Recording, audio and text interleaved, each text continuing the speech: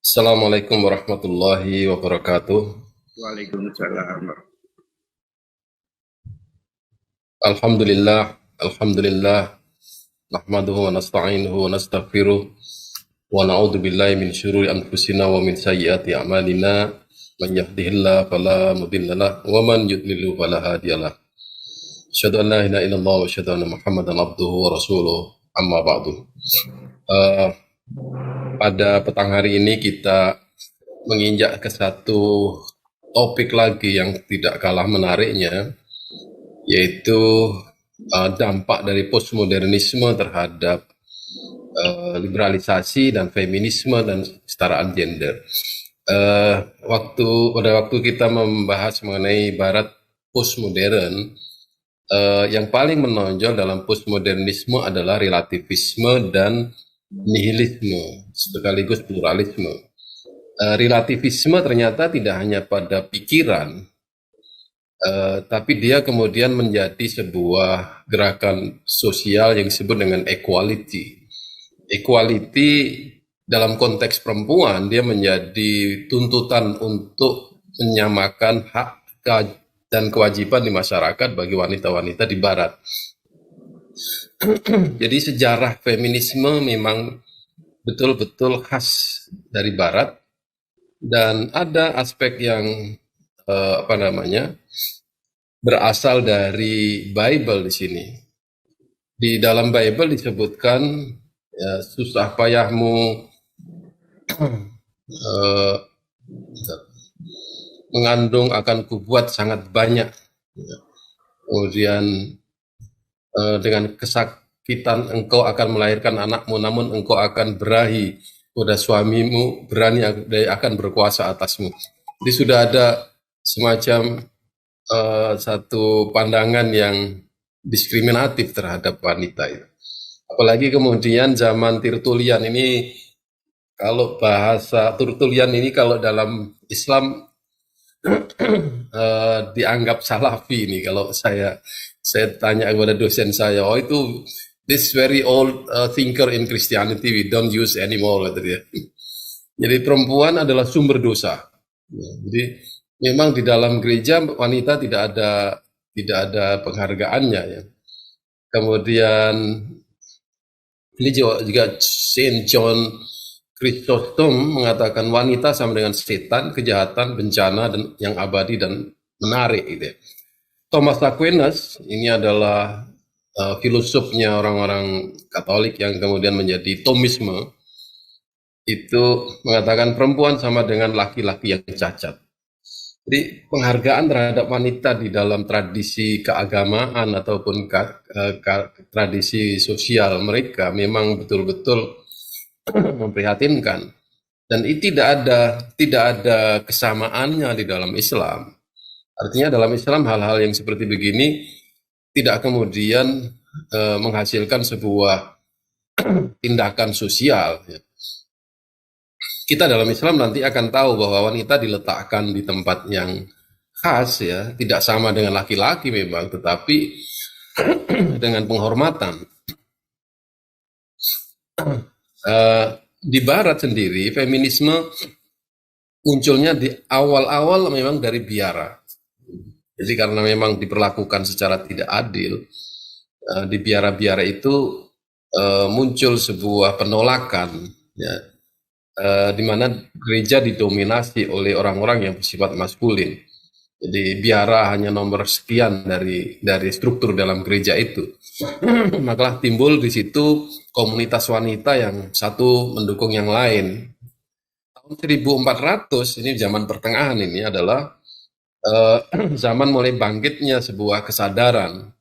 Orang yang bernama Christine Pisan menulis bukunya berjudul The Book of the City of Lady. Jadi di sini mulailah kita harus menyadari buku di Barat itu sangat sangat monumental, dan itu sangat mempengaruhi cara berpikir masyarakat. Ya, menggambarkan masyarakat utopis yang menempatkan perempuan memiliki kebebasan layaknya laki-laki. Jadi seakan-akan wanita ini tidak boleh menyaingi laki-laki. Nah, buku ini adalah buku yang memprotes kondisi itu. Selanjutnya, orang yang bernama Merit Gournay. Bukunya berjudul Equality of Man and Woman. Ini sudah merupakan titik mula dari tuntutan equal right between man and woman. Dilanjutkan lagi dengan buku yang berjudul Declaration of the Right of Woman in the Female Citizen. Nah, ditulis oleh Olympe de Gouges, ya. Ini adalah satu-satunya aktivis HAM dan seorang seniman pada masa Renaissance. Nah, ini sudah mulailah suara-suara yang menuntut kesamaan laki dan perempuan mulai muncul karena kondisi yang begitu akut di mana wanita tidak ada harganya di barat itu. Selanjutnya ada lagi tulisan yang tidak kalah pentingnya adalah tulisan Mary Wollstonecraft, Vindication of the Right of Woman tahun 1700.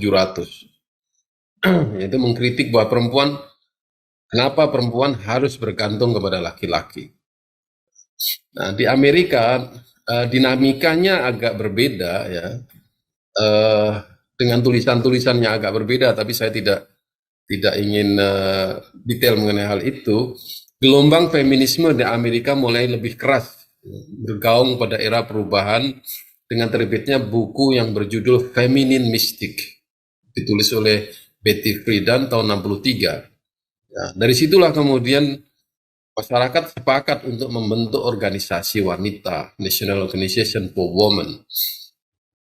Kemudian merambat kepada kehidupan yang lain. Tahun 75, ya, di Mexico City, ya, itu terjadi konferensi perempuan sedunia. Di sini memang jadi wanita menjadi lokomotif gerakan. Ya. Di sini sudah dibicarakan gender development and equality. Ya. Jadi tuntutannya adalah supaya mereka dilibatkan di dalam pembangunan bangsa. Maka disitulah mulai mainstreaming atau pengaruh utamaan gender melanda ke seluruh dunia. Jadi tahun 75-an. Dari situlah muncul gerakan dan isu-isu perempuan menjadi sebuah gelombang feminisme yang luar biasa. Dan kita di Indonesia ini menerima hal itu. Ya. Sejarah dan isu awal perempuan menjadi hal penting dalam kemunculan teori feminisme ini yang tidak dapat dilupakan. Tapi itu adalah yang terjadi di negara barat. Ya. Jadi penyebabnya gerakan ini adalah kondisi wanita di negara barat. Tetapi karena barat ini memang wataknya adalah selalu merasa bahwa apa yang ada di sana adalah sesuatu yang universal. They want to apply all they have in their mind to all over the world. Ini yang masalah. Ya. Itulah yang kemudian disebut dengan westernisasi, globalisasi, dan lain sebagainya. Perkembangan selanjutnya adalah, nah di sini sangat sistematis sekali.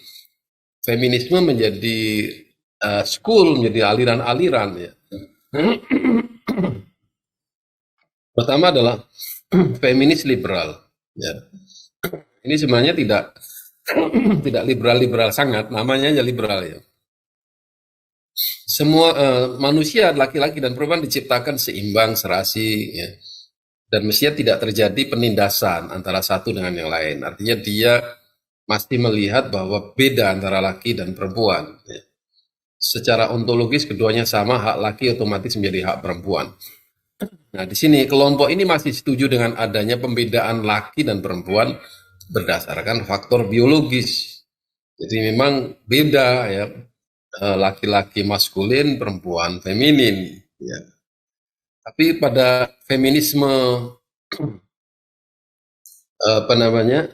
Marxis, ya ini beda lagi pandangannya. Struktur kelas di dalam masyarakat itu disebabkan oleh jenis kelamin. Jadi ini yang menjadi racun masyarakat sehingga terjadi perbedaan kelas, diawali oleh adanya keluarga. Dalam keluarga itu perempuan di bawah atau lebih rendah dari laki-laki. Nah ini yang mereka katakan tidak bisa diterima. Jadi menurut kelompok ini struktur di masyarakat yang kapitalistik itu ya disebabkan oleh pembedaan dan perbedaan status laki-laki dan perempuan. Yeah. Dalam aliran yang lain ya feminisme radikal itu yang lebih, dan saya kira ini yang menjadi pemicu adanya LGBT. Pandangan ini yang radikal, benar-benar radikal. Ya. Laki-laki dan perempuan ya perlu persamaan tidak saja dalam soal hak sosial, tapi juga hak seksual. Artinya kepuasan seksual dapat juga diperoleh dari sesama perempuan. Dan oleh karena itu lesbianisme dapat diberi hak hidup. Ya, implikasinya perempuan tidak harus tergantung kepada laki-laki dalam soal materi saja, tapi juga dalam kebutuhan seksual. Ini adalah awal mulanya terjadi lesbianisme dan homoseksualisme. Selain itu memang kondisi di barat ya, laki-laki adalah masalah bagi perempuan. Ya, karena memang eksploitasi seksual, perkosaan dan pelecehan seksual sampai sekarang pun ya di Amerika setiap menit terjadi pemerkosaan, kasus pemerkosaan. Laki-laki mengeksploitir fungsi reproduksi perempuan dan berbagai macam dalih. Jadi memang kondisi ini sangat rentan untuk disalahkan. Wanita memang dengan susah payah dia hamil, melahirkan, menyusui, tapi laki-laki tidak. Nah, ini yang sesuatu yang natural diirikan, ini yang sulit untuk dipahami. Perempuan ditindas oleh laki-laki dalam waktu yang cukup lama, seperti perbudakan, pelecehan seksual, dan sebagainya. Tapi ya, aliran ini dapat tantangan keras dari feminis liberal di atas. Feminis sosialis. Jadi ini sosialis tapi dia agak menentang yang Marxis tadi. Jadi penyebab keterbelakangan dan penindasan terhadap perempuan bukan hanya pada masyarakat kapitalis, tapi juga sosialis sendiri kata dia.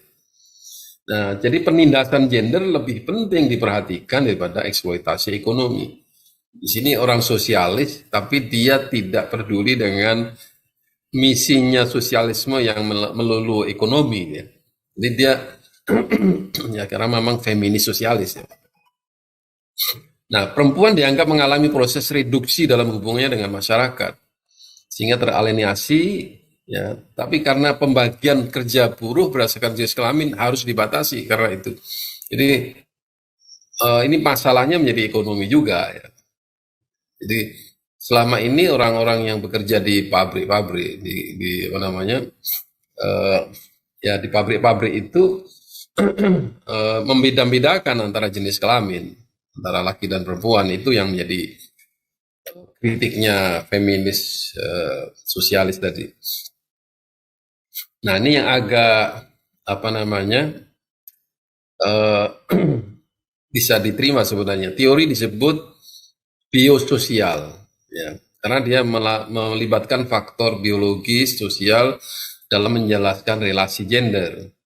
Jadi faktor biologis menjadi penyebab laki-laki lebih unggul dari perempuan dan sebaliknya menjadi penghambat bagi perempuan untuk mengimbangi laki-laki. Jadi dia seperti memaklumi bahwa faktor inilah yang tidak bisa diselesaikan. Tapi teori ini tidak dapat menjelaskan faktor pembentuk gender apa. Nah, ini kayaknya tidak sejalan dengan itu. Nah, beda sekarang dengan gerakan feminisme dengan gerakan gender equality. Jadi kalau tadi feminisme selalu bicara laki dan perempuan.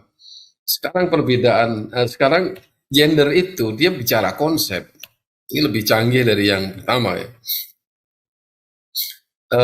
Pada mulanya kalau kita lihat kata gender itu adalah kelamin.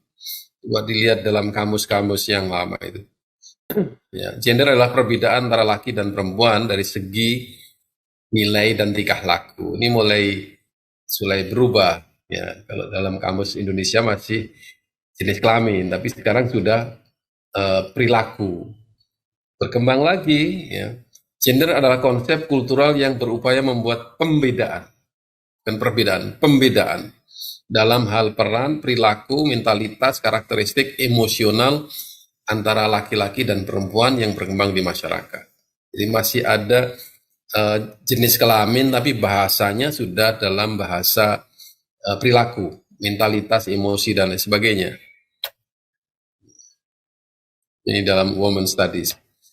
Oke, perkembangan selanjutnya, gender adalah harapan, ya, harapan kultural, cultural expectation terhadap laki-laki dan perempuan. Jadi harapan kultural ini betul-betul sudah tidak lagi melihat jenis kelamin di sini, ya. Dia harapan. Jadi orang-orang memperlakukan anak wanita dengan pendidikan yang tersendiri, itulah sebenarnya ekspektasi masyarakat yang sebenarnya salah, kata mereka. Jadi kenapa anak-anak wanita diberi mainan boneka, laki-laki dikasih mainan mobil? Itu masalah besar bagi mereka itu. Inilah yang membuat anak-anak kemudian menjadi wanita atau menjadi laki-laki. Jadi laki dan perempuan itu adalah sosial konstruk sosial. Nah, di sini gender adalah, di sini yang menarik, dasar untuk menentukan pembedaan laki dan perempuan pada kebudayaan dan kehidupan kolektif. Ya. Sebagai akibatnya mereka menjadi laki dan perempuan. Jadi laki dan perempuan itu disebabkan oleh pembedaan kultural dan kehidupan kolektif. Ini cara dia menggiring kita berpikir seperti begitu. Ya. Nah, sekarang akhirnya yang dinamakan seks dengan gender menjadi berbeda. Ya, seks digunakan secara umum untuk mengidentifikasi perbedaan laki dan perempuan dari segi anatomi biologis atau jenis kelamin. Oleh sebab itu, seks meliputi pembedaan komposisi hormon dalam tubuh, anatomi fisik, reduksi, dan sifat biologis. Gender akhirnya berubah. Gender digunakan untuk mengkaji aspek sosial, budaya, psikologis, dan aspek non-biologis lainnya. Jadi yang saya sebut bahwa Pusmo itu merubah makna, di sini dia merubah makna gender sudah. Ya. Gender adalah pembedaan laki dan perempuan, tapi kemudian dibuat sebagai sebuah konstruk sosial, sebagai kultur, ya, aspek-aspek non-biologis. Oke. Akhirnya gender menjadi sebuah kajian. Nah, kajian mengenai apa? Kajian mengenai ketetapan masyarakat perihal penentuan seorang sebagai laki atau perempuan. Ini masyarakatlah yang menentukan seseorang itu laki atau perempuan. Gender lebih dari sekedar pembedaan laki dan perempuan dari konstruksi sosial budaya. Lebih. Ia menekankan sebagai konsep analisis yang digunakan menjelaskan sesuatu. Jadi ini sudah menjadi konsep. Gender itu adalah konsep. Dan itu bisa, nah di sini kita masih ingat postmodernisme, ya. Postmodernisme itu mementingkan realitas adalah makna.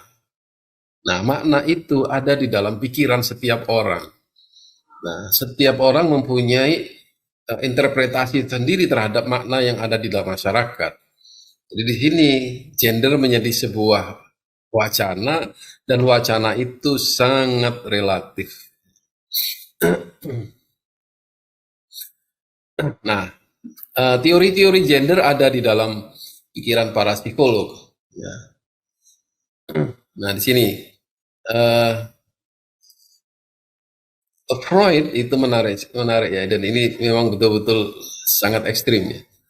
Jadi pertumbuhan laki dan perempuan ya itu didorong oleh dorongan seksual. Jadi seks. Orientasi seseorang itu dari dia menyusui, membuang air kecil, air besar, kemudian dewasa, kemudian sekolah, kemudian bekerja, semuanya bagi Freud adalah sebuah dorongan-dorongan seksual untuk tujuan kepuasan seksual.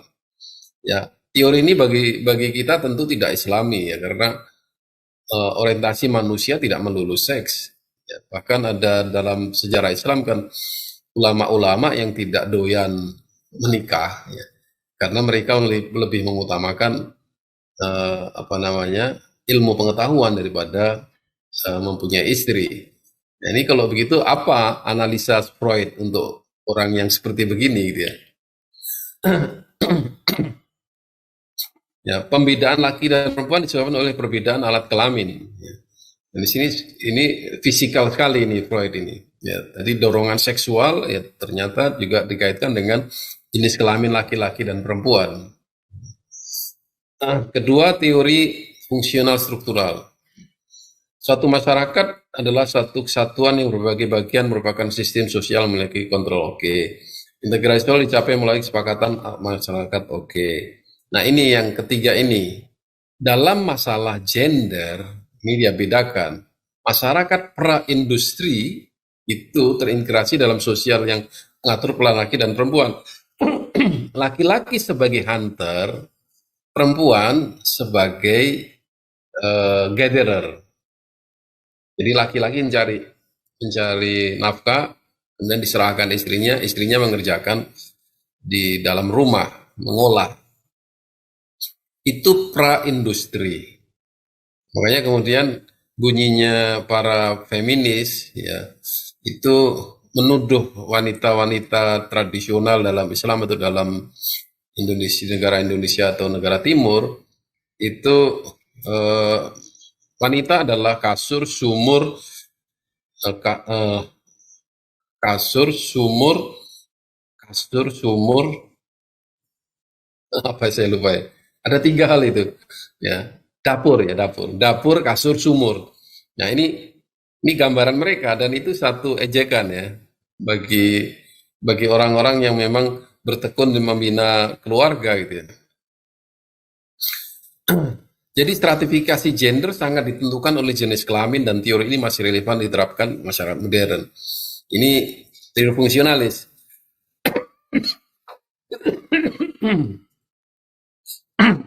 Nah, pembagian ini ya, ini teori fungsionalis. Bagi mereka wajar. Ya. Dia laki-laki mempunyai peran yang ini, tapi ini kemudian dikritik oleh teori gender yang lain. Ya.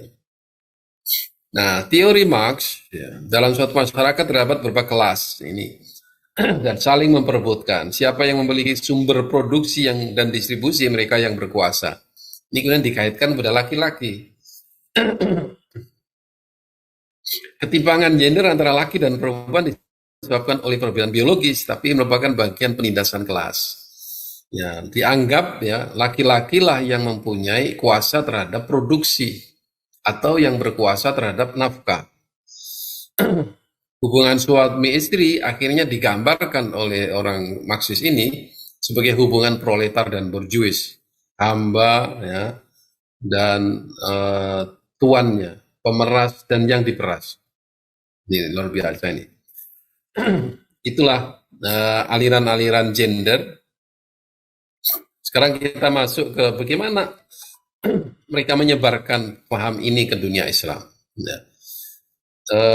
Penyebarannya pertama strateginya adalah menyebarkan bahwa perbedaan gender merupakan produk sosial dan kultural. Ini yang sangat menonjol. Ya.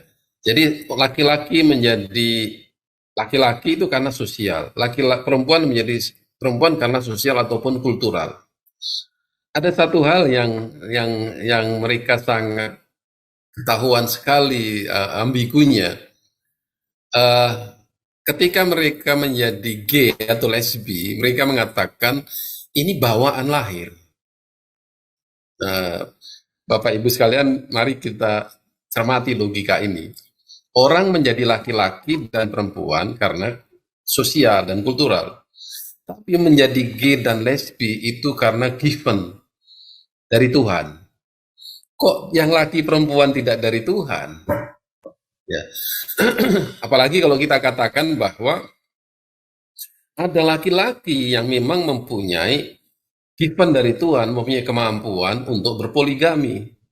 Nah, dan ada yang tidak mempunyai. Nah, mereka menolak lagi di situ. Poligami itu ajaran yang sesat. Nanti akan kita lihat betapa mereka tidak sukanya dengan poligami, tapi mereka sangat suka dengan orang yang mempunyai kelainan seksual dengan LSB dan homoseksualisme itu. Makanya kemudian menyebarkan perlunya perubahan konstruk sosial. Di masyarakat dirubah cara berpikirnya untuk menjamin kesetaraan gender itu. Ya. Agama artinya menjadi korban. Semua agama dianggap bias gender. Ya. Islam merendahkan wanita. Akhirnya apa? Wacananya mereka mendekonstruksi syariah. Ya, metodenya apa? Ya, melalui LSM, NGO, lembaga pemerintahan. Ya. Di zaman Gus Dur ternyata sudah ada sebuah kepres yang itu tentang pengarus utamaan gender. Ya, saya tidak tahu apakah Gus Dur menyadari hal ini atau tidak, bahwa itu yang akan merusak sistem institusi keluarga dalam Islam. Ya. Kalau gender ini diperlakukan, ya. Dulu akan ada undang-undang kesetaraan gender, ke KG ya. Sudah kita tolak dan nggak jadi nampaknya. Kemudian membela hak reproduksi perempuan, ya oke itu ya. Membela nilai tradisional dan kemanusiaan perempuan, ya. Ini yang positif ya.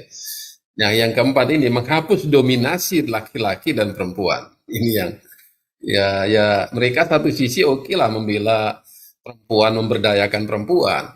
Tapi kemudian kalau sudah mengatakan harus sama dengan laki-laki, itu yang menjadi masalah. Siapapun saya kira akan mempertanyakan itu. Jadi diskursusnya di dalam kampus-kampus ya itu melakukan perubahan cara berpikir masyarakat mengenai hubungan laki dan perempuan itu. Kemudian mendekonstruksi pemikiran masyarakat mengenai struktur sosial yang ada. Kemudian melakukan perubahan ya, dan menggunakan paham relativisme. Sini poin yang saya ingin garis bawahi ya, bahwa relativisme adalah bagian dari postmodernisme. Nah, dan itu menjadi bagian terpenting di dalam wacana kesetaraan gender dan feminisme. Nah, jadi ide apapun yang masih berupa pandangan manusia adalah relatif dan masih dapat dirubah. Jadi tabiat laki dan perempuan ya, itu kemudian yang memang sudah given dari Tuhan itu dibuat menjadi struktur sosial. Struktur sosial dianggap sebagai sebuah wacana atau lahir dari kultur, dan kultur dianggap produk dari manusia dan bisa dirubah. Situ cara mereka membawa posmo ya untuk masalah wanita ini. Di sini masyarakat diberi hak untuk memberi makna kesetaraan gender menurut perspektif masing-masing agama dan budaya, dan semuanya dapat dibenarkan. Ini sekali lagi kata makna cirinya dari posmo. Ya. Kemudian dibuat pusat studi wanita, ya sekarang udah nggak asing lagi, di UIN, di UGM, ya, di beberapa perguruan tinggi negeri, ya. Kemudian ada pelatihan-pelatihan, penulisan buku, dan ini yang terpenting adalah McGill dengan sidanya, kemudian the Asia Foundation, Ford Foundation, Australian Aid, ya itu mempunyai dana yang cukup besar untuk membantu pengarus utamaan gender ini. Bahkan di UIN Jogja, konon ada tahun 2001 ada 150.000 US dollar, kira-kira 2 M itu, mengadakan seminar tentang Islam, gender, dan kesehatan reproduksi. Ford Foundation juga mensponsori sebanyak 40.000 US dollar untuk proyek pengembangan kurikulum yang mendesak keterlibatan laki dan kesehatan reproduksi. Nah, ujung-ujungnya adalah untuk membuat kurikulum studi Islam berbasis gender, ya, melalui workshop penerbitan dan sebagainya. Itu nanti ya kalau kita baca detail nanti akan kita lihat bagaimana dampaknya terhadap hadis dan fikih. Nah, sekarang dalam Islam, agama dituduh menggambarkan Tuhan telah mendukung superioritas laki-laki. Nah, ini. Jadi Tuhan dianggap bias gender. Ya. Quran dan hadis dianggap memposisikan laki-laki lebih superior. Penafsiran Quran literalistik mengesampingkan pendekatan historis, kontekstual, sehingga menegaskan keunggulan laki-laki. Luar biasa. Ini contoh yang diantara yang disebut-sebut oleh mereka itu. Ya. Jadi di sini lirijali, apa namanya, ala nisa darajah kalau nggak salah ya. Untuk laki-laki 1 derajat di atas perempuan, ada laki-laki penjaga, pemimpin, pelindung perempuan. Ini kemudian jelas sekali bahwa laki-laki memiliki kelebihan penalaran, kesempurnaan akal, kesenian pikiran, kematangan dan pencerahan dalam bedah Allah. Kaum laki saja yang berhak jadi nabi, ulama, imam, azan, guru, khutbah, saksi, nikah dan sebagainya. Peran sosial laki lebih dari wanita. Ini memang iya, memang ya. Ini yang mereka soroti. Nah, akhirnya mereka mendekonstruksi syariah. Ya. Dia letakkan Quran itu adalah respon terhadap kondisi masyarakat ketika itu. Ya, jadi sifat kontekstualnya. Ya. Ini tadi ada yang bertanya mengenai kontekstual itu gimana ya? Kontekstual dalam pengertian ini adalah konteks sejarah. Jadi orang-orang ini memahami teks Al-Quran ya, dalam kaitannya dengan sejarah. Nah, makanya dalil usul yang berbunyi al-ibratu bi umumil lafad la bi khususi sabab, maknanya bahwa perintah itu disebabkan oleh lafad yang umum ya. Bi umumil lafad dalam Al-Quran yang umum. Hurimat alaikumul maitatu wa damu wa lahmul khinzir itu adalah lafad umum ya. La bi khususi sabab, bukan karena sebab mengapa daging babi diharamkan. Ya, perintahnya bukan karena sebabnya. Ya, kalau hanya sebab saja, ya tentu jika sebabnya itu hilang, maka dia tidak lagi ada hukumnya. Nah, di sini. Nah, yang menarik di sini ini ayat lidzakari mislu hadzal unsayain itu difahami bi khususi sabab. Dan sababnya itu pun mereka tafsirkan sendiri. Tafsirannya adalah bahwa pada zaman itu, ya pada zaman Nabi, wanita tidak bekerja dan laki-laki yang bekerja. Masuk akal kalau warisan laki-laki itu 2 kali perempuan. Tetapi sekarang ini kondisinya sudah berbeda. Wanita-wanita bekerja, laki-laki justru tidak. Makanya hukum lidzakari mislu hadzal unsayain itu sudah tidak berlaku bagi mereka. Kedua, hukum fikih adalah produk ijtihad ulama. Nah, abad pertengahan, dan karena itu relatif. Ini masuklah di situ relativisme. Di semua yang berasal dari manusia itu dianggap relatif. Padahal hukum fikih itu adalah hukum yang diistimbatkan dari pemahaman terhadap Al-Quran dan hadis yang begitu rigid dan begitu rumit ya.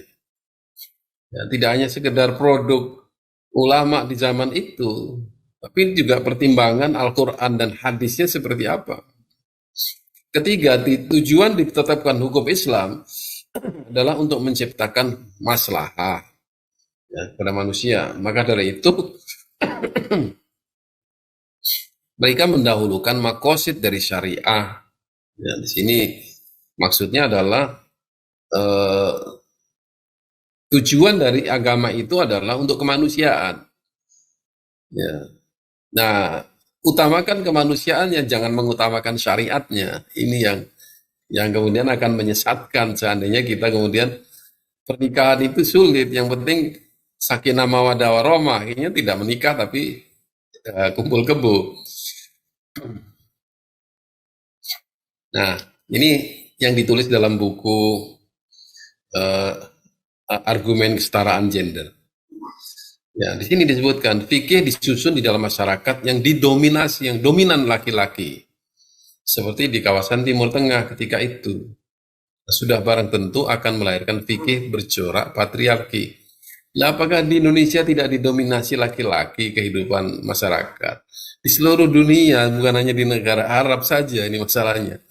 Nah, ini di agama ya menjadi bulan-bulanan ini orang feminis. Ya.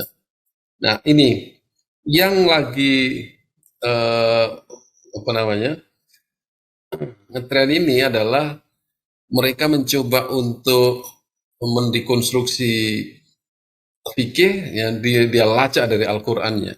Ya. Jadi jika Al-Quran diyakini tidak bermasalah dalam otentisitasnya saja, ya, sudah mengandung potensi lahirnya wacana agama dan bias gender. Jadi Quran aja sudah dituduh bias gender. Nah, maka dapat diperkirakan seberapa besar potensi teks religius lainnya seperti hadis tafsir fikih dalam melahirkan wacana agama yang bias. Berbeda dengan teks Al-Quran, hadis dapat bermasalah dari segi periwayatan maupun redaksinya. Al-Quran karena itu validitas hadis bertingkat. Ya. Sahih, hasan, dhaif, dan maudhu. Tingkat hadis paling tinggi adalah hadis yang secara sanad maupun matanya tidak mengandung cacat. Jadi mereka ini mencari relativitasnya itu. Bahkan Al-Quran pun dianggap apa namanya tidak pro kepada laki-laki, kepada perempuan kan. Nah, Quran yang seperti itu, apalagi fikih dan tafsir yang bagi mereka adalah murni produk dari manusia.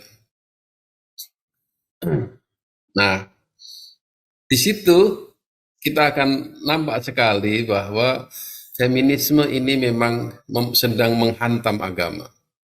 Ya, yang paling utama adalah institusi keluarga. Di sini ada seorang feminis ya, muslimah feminis membuat rekayasa hukum syariah. Jadi pasal-pasalnya disusun seperti begini. Asas perkawinan monogami, tidak boleh poligami. Ya. Poligami tidak sah dan harus dinyatakan batal secara hukum. Nah, ini berarti kalau poligami batal secara hukum, korbannya adalah Rasulullah kan? Gimana Rasulullah? Kita mengharamkan sekarang padahal Rasulullah melakukan itu. Kemudian batas umur ya ditingkatkan jumlahnya. Nah, kemudian perkawinan beda agama ya disahkan. Nah, di sini masalah ya perbedaan agama itu dari laki muslim ataupun dari muslimah dengan muslim, ini masalah Qurannya sudah tidak boleh dilakukan. Kemudian suami istri dapat mengawinkan diri sendiri. Nah, di sini syariah menjadi tidak penting. Ya. Asal calon suami istri berumur 21 tahun, berakal sehat, rosidah. Ijab qabul dilakukan suami istri dan sebaliknya. Idah bukan hanya dimiliki oleh wanita, tapi juga laki-laki. Karena di sini yang menceraikan itu tidak hanya haknya laki-laki. Ya, karena feminis equality tadi kan. Cuma anehnya ini masa idah laki ada 130 hari. Menghitungnya dari mana ini? Saya tidak paham ya. Kemudian talak dijatuhkan oleh pihak laki-laki, tidak dijatuhkan pihak laki saja, dan dilakukan oleh suami atau istri di depan pengadilan. 8. Bagian waris laki dan wanita sama. Ini kalau warisnya sama, semuanya serba sama, akan bermasalah dalam perkawinan itu. Pertanyaannya adalah siapa yang akan melamar siapa dan siapa yang akan memberikan mahar, siapa yang memberi nafkah. Ya, kalau dalam kondisi di mana wanita tidak bekerja dan laki-laki bekerja, menjadi tidak adil. Kemudian yang bertanggung jawab di dalam Al-Quran perintahnya adalah laki-laki memimpin perempuan. Kenapa mesti disamakan? Ya. Ini saya kira kajiannya tidak ilmiah ya, tapi karena memang pengaruh feminisme dan kesetaraan gender ini luar biasa sehingga Al-Quran, hadis, fikih menjadi salah-salah semua. Ya.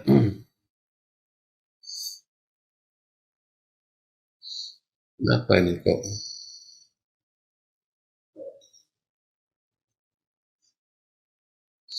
Oh, salah ini. Ya, begini. Ini apa namanya? Juga menggugat syariah ya.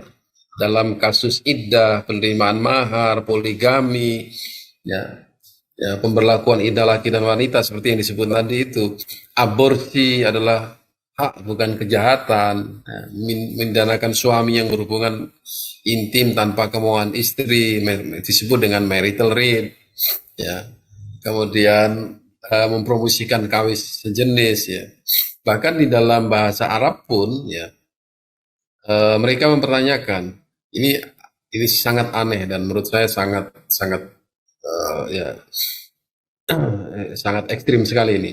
Bahasa Arab yang telah menjadi bahasa umat Islam ini mengandung bias gender yang berpengaruh pada proses tekstualisasi firman Allah dalam bentuk Al-Quran.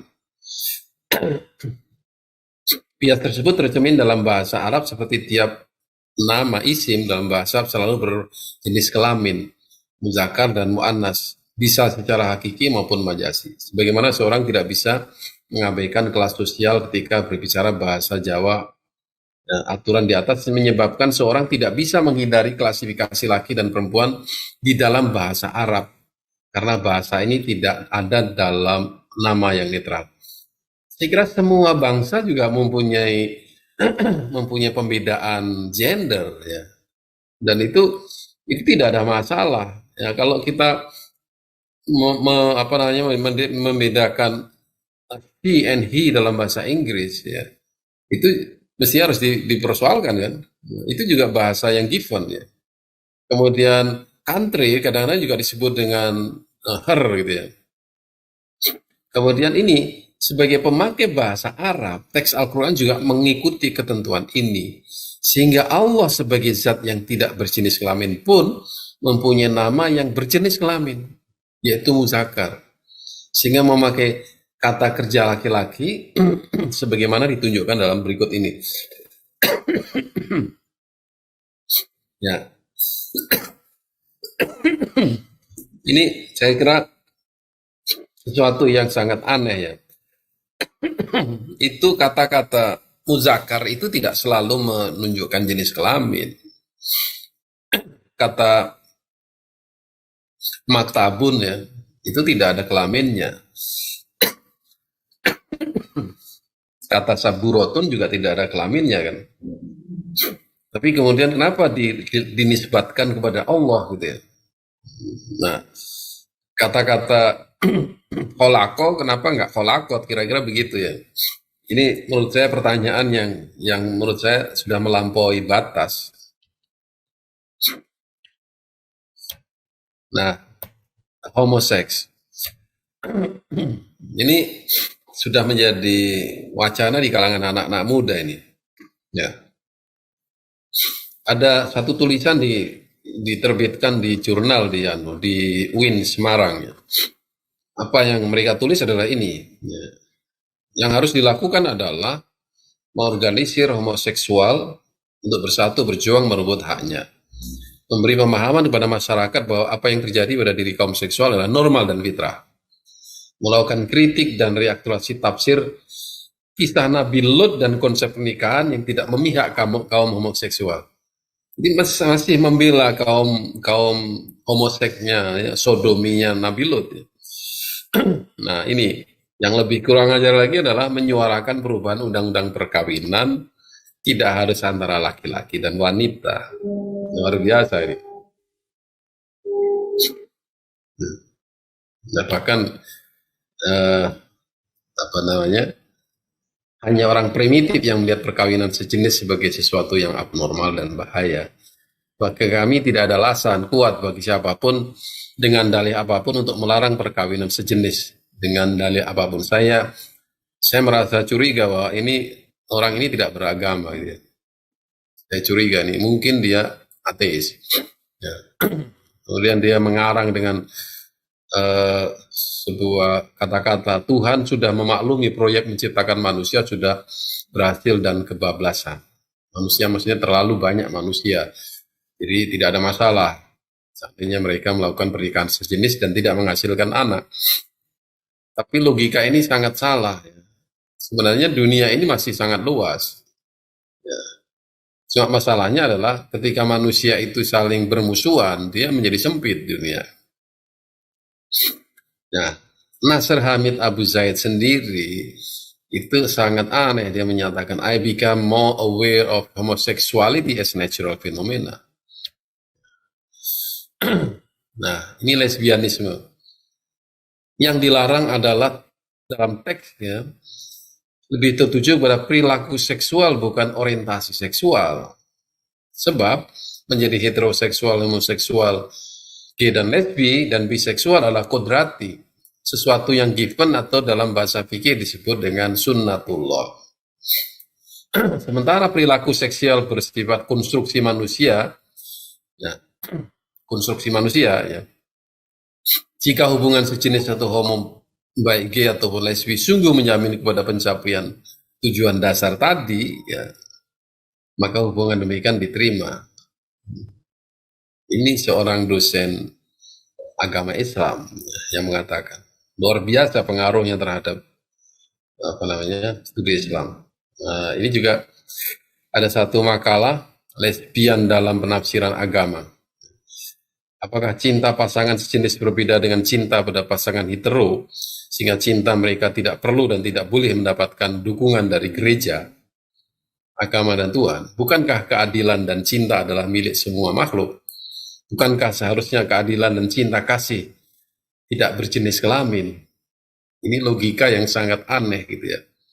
Ya, logika yang sangat aneh dan itu berasal dari sebuah pikiran yang betul-betul aneh. Ini, jadi kalau cinta itu tidak ada jenis kelaminnya, ya, kenapa dia tidak diarahkan kepada cinta yang betul-betul sesuai dengan fitrahnya? Jadi kalau cinta tidak berjenis kelamin, ya memang namanya cinta adalah konsep. Mana ada konsep berjenis kelamin? Ketika Anda membicarakan Tuhan aja, Anda mempertanyakan jenis kelamin. Ya. Tapi kenapa ketika bicara cinta Anda tidak berbicara jenis kelamin? Dan sini masalahnya. Lamia Faruqi, ini istri almarhum Ismail Rasyal Faruqi, memberi catatan mengenai feminisme ini. Dia dari sisi tradisi. Ya. Feminisme meninggalkan ikatan kekeluargaan menuju keluarga kecil yang berdasarkan prinsip individualisme bertentangan dengan tradisi keluargaan dalam Islam yang kohesif, kompak dan saling menjaga kehormatan. Jadi kalau feminis itu sekarang orientasinya tidak mau membentuk sebuah keluarga besar di mana orang berkumpul seperti katakanlah misalnya di India ada namanya extended family, ada nuclear family. Extended family itu di mana ayah, ibu, mantu semua berkumpul jadi satu. Di situ terjagalah kultur keluarga itu. Kalaupun tidak satu rumah, tapi hubungan antara mereka masih merupakan hubungan yang sangat erat dan satu saling mengontrol yang lain. Tapi ini dengan feminisme ini, dia tidak lagi mau ikatan kekeluargaan itu. Dalam Islam, dengan adanya keluarga besar, individu menyesuaikan dengan norma keluarga besar. Ya, dalam Islam ada kata bin siapa itu menunjukkan bahwa dia adalah putranya orang yang terhormat, gitu ya. Jadi feminisme tidak peduli dengan moralitas bersama. Ini yang menonjol. Dalam Islam membedakan peranan tanggung jawab laki dan perempuan di masyarakat. Ya. Tapi feminisme menghilangkan perbedaan itu dengan konsep unisex society. Ini adalah utopia, ilusi. Dalam Islam meski laki dan perempuan berbeda peran dan tanggung jawab, tapi sama-sama mempunyai kehormatan, kemuliaan masing-masing dalam agama. Tapi feminis ini tidak adalah diskriminasi. Ya. Jadi perempuan di rumah, ya, kalau dalam hadis kan jika disebutkan jika wanita menjaga kemaluannya, menjaga kehormatannya, menjaga rumah tangganya, kemudian menjaga sholatnya, maka dia adalah surga tempatnya. Ya, kenapa mesti mencari surga di luar rumah, gitu ya? Dalam Islam membedakan peranan dan tanggung jawab laki dan perempuan di masyarakat, ya, itu adalah intinya. Tapi feminisme menghilangkan perbedaan itu, ya, dengan unisex. Ini Al-Quran sudah mengingatkan, wala tatamannau ma faddalallahu bihi ba'dukum ala ba'din lirrijali nasibum mimma iktasabu walin nisa'i nasibum mimma iktasabna was'alullah min fadli innallaha kana bikulli syai'in alima. Wala tatamannau itu artinya adalah janganlah engkau iri. Jangankah engkau iri dengan apa yang dilebihkan Allah antara satu dengan yang lain. Maksudnya adalah laki-laki mendapatkan bagian dari apa yang mereka peroleh dari hak yang diberikan Allah. Wanita juga memperoleh haknya apa yang mereka dapat. Nah, kemudian inna khalaqnakum min dzakarin wa unsa. Nah, di sini yang dilebihkan itu adalah ketakwaannya. Ya, diciptakan laki dan perempuan, bangsa-bangsa dan kabilah-kabilah supaya mereka saling bertaruh. Kemudian yang paling bertakwa, ya, yang paling mulia di sisi Allah adalah orang yang lebih bertakwa. Nah, waman ya'mal shalihan min dzakarin aw unsa wa huwa mu'minun. Nah, di sini ulaika yadkhuluna al-jannah wa la yudlamun nakira.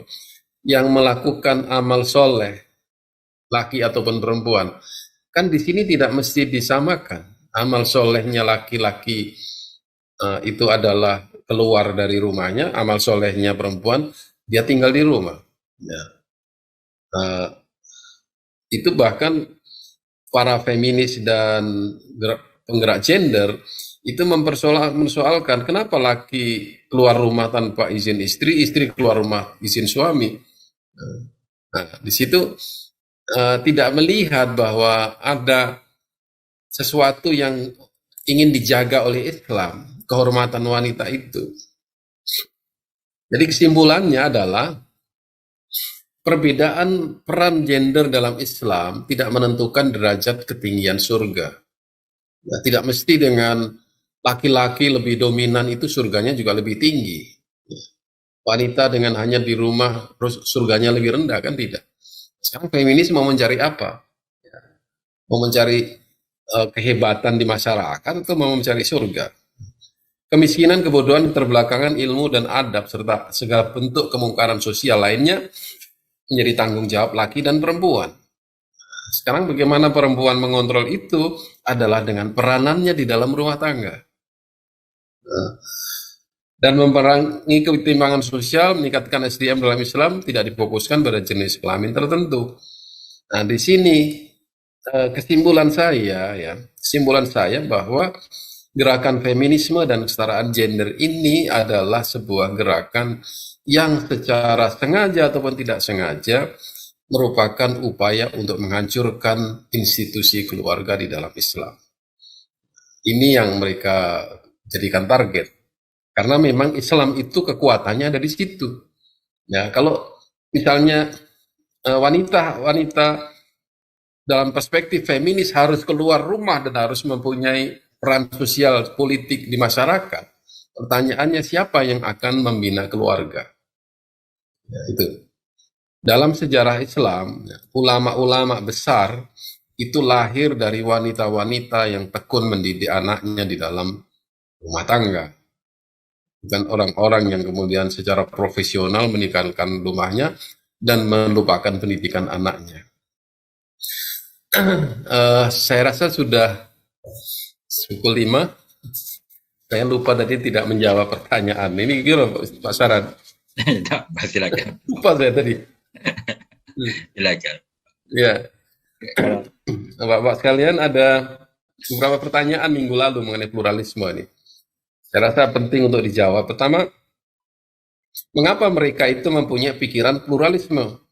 Begini, di negara barat itu kesadaran akan adanya pluralitas agama-agama itu baru terjadi 150 tahun yang lalu. Ya. Jadi mereka terpikir, oh ternyata ada di dalam masyarakat itu orang-orang yang tidak hanya memeluk agama mereka, ada agama lain. Kemudian mengapa mereka mensekulerkan agama atau meletakkan agama secara sekuler? Karena memang kalau agama itu dibuat publik, orang-orang Katolik dan Protestan itu sama-sama muncul di tengah masyarakat dan terjadi konflik yang tidak pernah selesai. Itu masalahnya. Ya, itu Pak Darmawan. Kemudian Pak Ali Anhar dia bertanya bagaimana mengetahui paham pluralisme yang terselubung berbagai argumen yang kian berkembang saat ini sejauh Prof yang lakukan. Ya kita tahu gampang aja untuk mengetahui itu. Sekarang ada tokoh masyarakat kita, pejabat kita yang mengatakan semua agama itu baik dan itu menurut Tuhan. Ya, itu sudah indikasi dari pluralisme itu.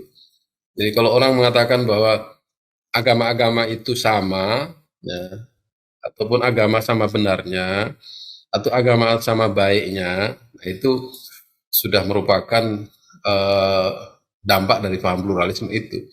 Saudara Asman, untuk menghindari pluralitas, bagaimana Prof bisa membedakan secara rinci pluralitas terkait teologis? Ya kita harus mengerti teologi Islam itu bagaimana memandang konsep Tuhan dan bagaimana agama lain memandang konsep Tuhan. Ini harus kita pahami. Kalau Anda mengatakan semua agama itu sama, ya secara teologis Anda bisa tahu sendiri kan, Tuhan agama-agama itu tidak sama, ya, dan tidak sama dalam nama dan tidak sama di dalam konsep. Itu saya kira mudah. Ya. Kemudian Saudara Rofiqul Islam, mohon maaf ditanya sebenarnya apa perbedaan mendasar antara paham relativisme dan pluralisme. Saya katakan sejak awal relativisme itu sudah datang lebih awal. Kemudian ketika pluralisme dikenalkan, di dalamnya mengandung relativisme. Jadi sangat mendasar sekali hubungannya itu. Saudara Hardi, ya, dengan jargon modernisasi beragama, penganut Islam Nusantara membolehkan beribadah bersama umat lain di rumah ibadah mereka. Apakah mereka sudah terinfeksi paham postmodernisme? Saya rasa bukan paham postmodernisme, ini pluralisme, toleransi yang menurut saya terkebablasan ini, ya, dan tidak mengerti syariah.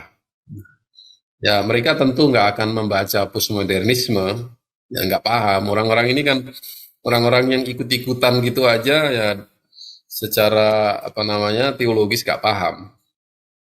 Kemudian Saudara Ibu Nailur Rahmi, jika diperhatikan dengan sama maka pemikiran Pusmu ini sepertinya sama semangatnya dengan apa yang dilakukan Quraisy ketika mengajukan kerjasama agama yang dijadikan asbabun nuzul surat Al-Kafirun. Lain Bu. Ya ini orang Quraisy itu kan menginginkan supaya Nabi meninggalkan agamanya supaya dan setelah itu diangkat menjadi pemimpin. Tapi sekarang ini enggak. Ini disamakan agama itu. Islam, Hindu, Kristen, semua agama sama. Nah, karena kebenarannya ada relatif. Ya. Nah, kalau memang maunya pluralisme itu adalah, atau postmodernisme itu adalah toleransi, ya, ini juga tidak terjadi kan. Orang postmo itu tidak toleran terhadap perbedaan yang menentang mereka gitu ya.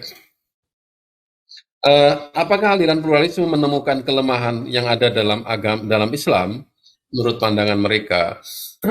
Tidak, dia tidak menemukan kelemahan, dia memanfaatkan Islam ya untuk disama-samakan dengan agama lain. Mereka kesulitan, mereka justru bingung ya ketika mereka mengatakan bahwa agama-agama samawi, ya. Maksudnya agama samawi adalah agamanya Nabi Ibrahim ya. Yahudi, Nasrani, dan Islam. Ya.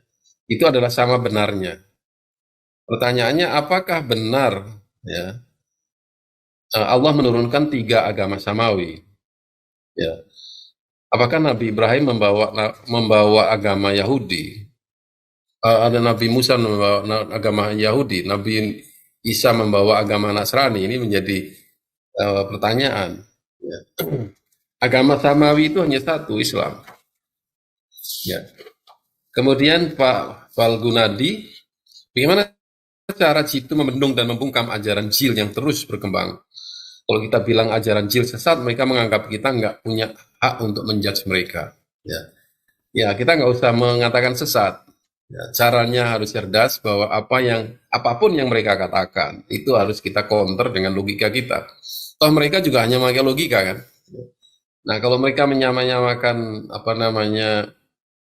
Tuhan atau meniadakan syariah, ya kita bisa mengcounter dengan pengetahuan yang kita miliki. Seperti misalnya syariat itu kan bikinan para ulama, gitu ya. Nah, ini pernyataan yang salah. Yang bikinan ulama itu adalah fikih.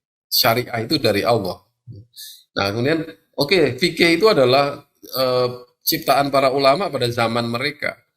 Nah, sekarang tahu nggak proses bagaimana sebuah hukum dalam fikih itu dihasilkan? Tidak sesederhana yang Anda bayangkan, gitu ya. Kemudian Saudara Bahtiar, izin bertanya Prof untuk menguatkan hujah. Seringkali kaum liberal pluralis memberikan argumen salah satunya melihat konteks dari ayat.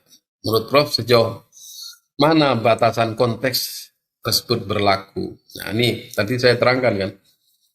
Konteks itu yang pertama mereka kaitkan dengan sejarah turunnya Al-Quran atau sejarah turunnya ayat. Itu maksudnya kontekstual. Tapi kalau kaitannya kontekstual dalam sejarah artinya asbabun nuzul kan.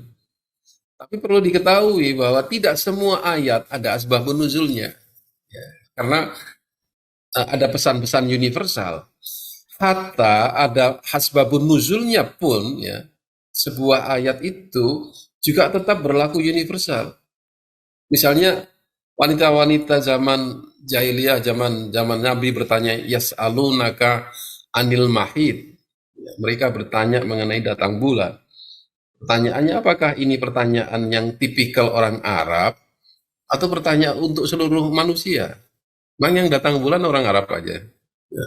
Nah ini, jadi konteks kesejarahan ini tidak bisa dianggap sebagai sebuah sebab yang absolut, gitu ya. Kedua, konteks sosial. Nah, konteks sosial dalam pengertian Islam ini namanya uruf. Uruf itu al-ma'ruf. Al-ma'ruf khairuhu. Jadi kita bisa menyesuaikan dengan kondisi sosial yang baik, ya, konteks sosialnya. Jadi kalau misalnya di Indonesia ini orang-orang itu suka dengan berkumpul-kumpul, ya, mangan orang mangan yang penting kumpul gitu. Nah, pertemuan di situ ya bisa dianggap sebagai uruf. Manusia itu suka uruf, ya udah kalau sering uruf begitu kita jadikan sebuah tradisi berkumpul dengan masyarakat, ya di situ kita bersilaturahmi. Itu kan konteks sosial. Tapi kemudian kalau konteks sosialnya begini, kebanyakan wanita di Indonesia itu sekarang tidak masuk kantor tidak menggunakan pakaian muslimah. Ya. Mereka pakai rok pendek, kemudian pakai lengan pendek, pakaian pegawai negeri. Ya nggak pakai jilbab. Nah, itu bagi orang-orang barat ini adalah sebuah kepantasan yang itu tidak melanggar syariah. Nah, di sini konteksnya sudah melanggar syariah kan, tidak menutup aurat. Jadi batasannya tetap syariah. Kemudian yang terakhir mengenai apakah yang dimaksud dengan agama langit dan bumi? Ini tadi sudah saya jawab sebenarnya. Ya, benarkah agama langit diturunkan oleh Allah kepada manusia? Jika benar maka adanya pendapat pada disertasi tentang pengikut agama langit masuk surga. Ya ini tadi agama langit bagi saya tidak ada, hanya satu yaitu Islam. Kemudian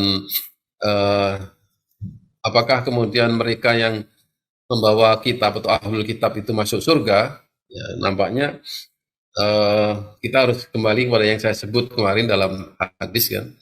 Walladzi nafsi biyadihi ya. Ya, yang aku dalam genggamannya tidak satu pun di antara umat ini Yahudi ataupun Nasrani yang mengetahui risalahku dan dia tidak mengikutinya kecuali di neraka. Ini jawabannya Rasulullah seperti begitu. Itu yang bisa saya sampaikan, maaf terlambat lebihan 10 menit.